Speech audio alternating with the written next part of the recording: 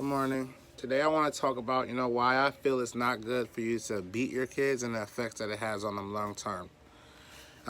If you think about it first and foremost, anyone who gets in trouble with the government or anyone higher up, let's say if you get a car loan and you don't make your car payments, how do they punish you? First time, they give you a warning by making you pay a little bit more for late fees and things like that. The next time, they come and take your car away. When they take your car away, that's a form of punishment.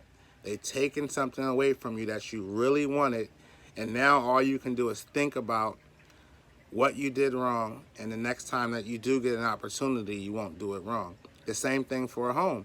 Let's say if you're not paying your home, not paying your rent, not paying your mortgage, first thing they'll do is they'll hit you with some late fees. Next thing they'll do is they'll file for eviction. Now you don't have a home.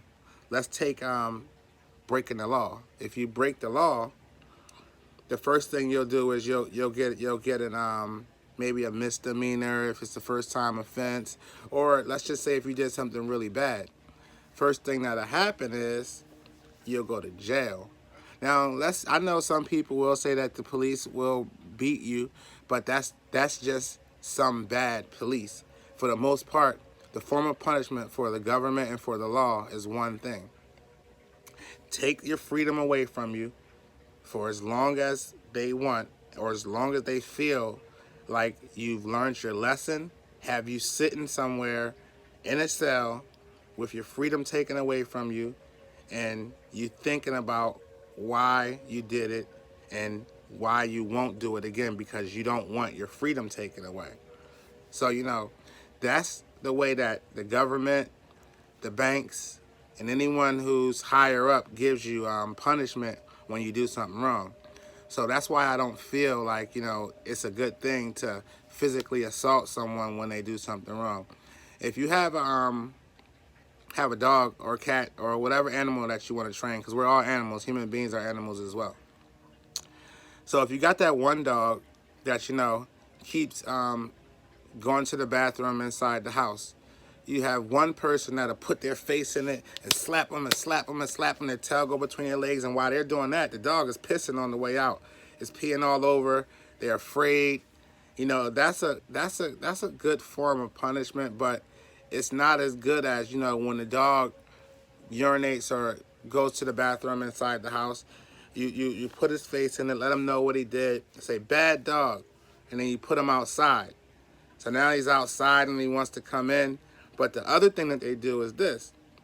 When the dog goes outside and you're walking them and the dog uses the bathroom, you know what they do? They give him a treat and say, good dog, good dog. So it's rewarding them. It's showing them that, when you continue to do good things happen.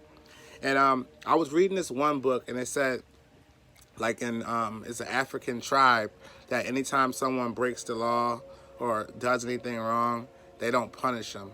And this is just way outside the box. But what they do is they'll put this person in a circle with the whole tribe, and inside of there, all they'll do is tell them how much they love them and how much of a good person they are, and then with that, these people won't commit the crimes again because they feel like they let somebody down.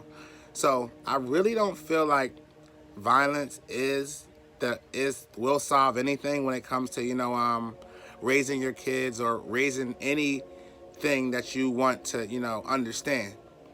So it teaches them discipline. That's the main thing that it does, because anytime I had something taken away from me, what it did was it made me realize how much I missed it, and how much of an opportunity that I've blown by being irresponsible.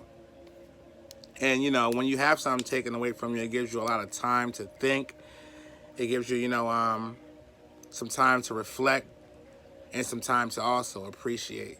So I want to just talk about this story. So it was a kid inside of a rural neighborhood, a city neighborhood, right? And he wanted to learn how to cook. So while he was learning how to cook,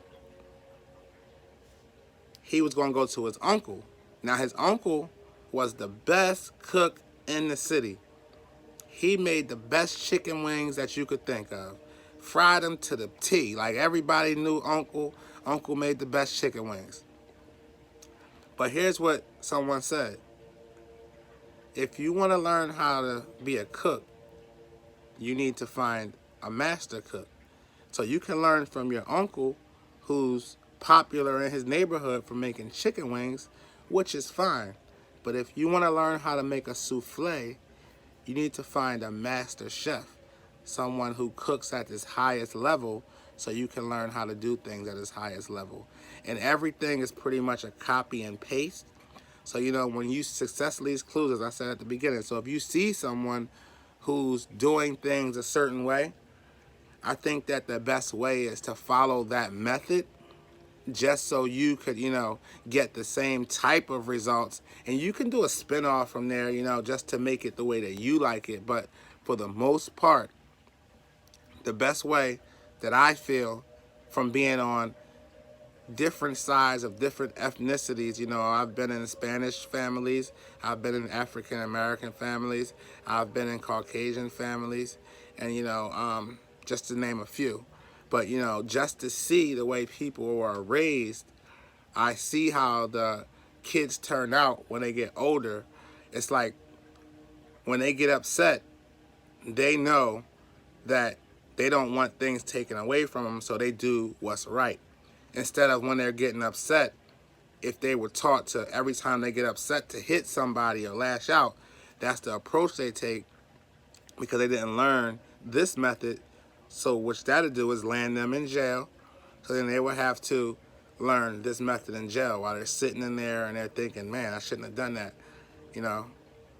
So that's just my opinion of a man in this African-American man in his 30s, you know, and I hope that, you know, I can shed some light on, you know, at least one person to 100 people on, you know, this technique that I've learned growing up, you know, in different ethnicity groups.